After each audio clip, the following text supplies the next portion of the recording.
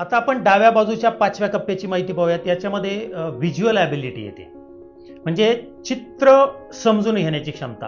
Perception of picture किंवा visual sensory information याच्यामध्ये include असते.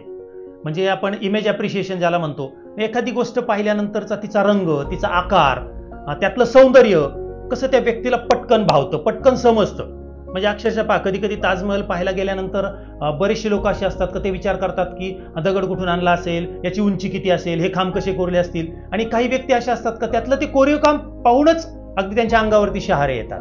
मग त्यातल्या हे व्यक्ती असतात ज्यांना व्हिज्युअल ॲबिलिटी असते. एखादी गोष्ट पाहिल्यानंतर ती दृश्य गोष्ट त्यांच्या मनामध्ये अशी छापली जाते, एक फोटो काढल्यासारखी ती छापली जाते. आणि तो कप्पा ज्या व्यक्तींचा प्रबळ असेल त्यांचं इमॅजिनेशन जे आहे, व्हिज्युअल ॲबिलिटी जे आहे ते खूप चांगलं असणार आहे. एखादी गोष्ट पाहिल्यानंतर चिरकाळ स्मृतीमध्ये ठेवण्याचं काम आपल्या मेंदूतला हा कप्पा करत असतो, त्याला म्हणतात व्हिज्युअल ॲबिलिटी.